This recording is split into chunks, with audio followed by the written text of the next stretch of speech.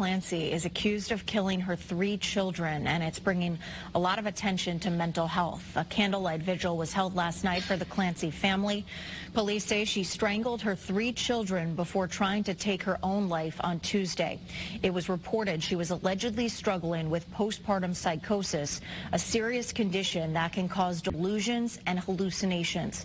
She was on leave from her job as a nurse at Mass General. Joining us now with more on this condition is Dr. Helen Bradshaw, attending psychiatrist at the Institute of Living.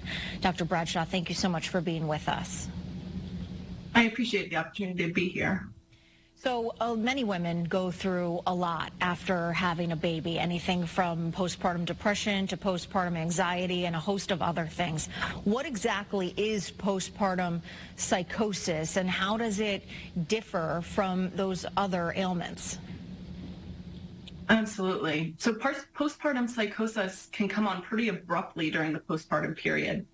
And it differs from those other disorders where there are more depressive symptoms in that, like you said, it has these psychotic features, delusions, paranoia. Women can have frightening beliefs about wanting to harm their children. Thankfully, it is fairly uncommon, occurring in about 1 in 500 births. And I would contrast that with postpartum depression, which occurs typically in 1 in 7 women during the postpartum period, considerably more common.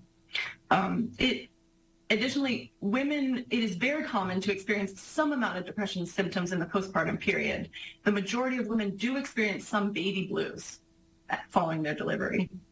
Dr. Bradshaw, what do you think are the main warning signs that people should be looking out for here? There are unverified reports that this woman was maybe seeking treatment 5 days a week, her husband even possibly working from home to watch over her. What are the biggest signs that you should look out for?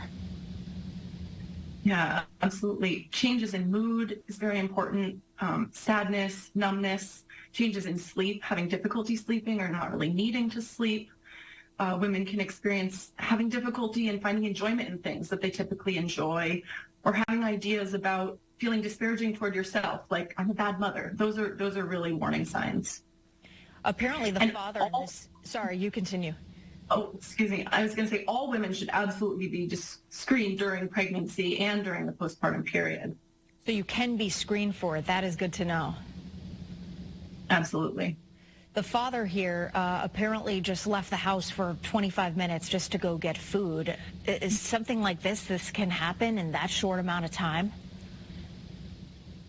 If she's in a very difficult state, severely ill, it is a medical emergency. And if you're ever worried about safety, it's really important to go to the emergency room. How do you treat these patients? What are the best resources and treatments out there for them? It's so important that we're talking about this because often it's something that maybe is only talked about behind closed doors.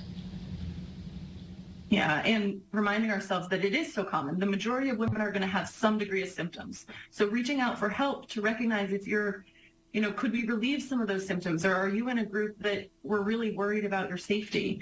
And we have treatments, both pharmacological and non-pharmacological, and these illnesses can feel overwhelming, but they are treatable. We have, and the medicines that we have, they are compatible with pregnancy and with breastfeeding. All right, a lot of good information on just what is a horrible tragedy. Dr. Helen Bradshaw, attending psychiatrist at the Institute of Living. Thank you so much for being with us.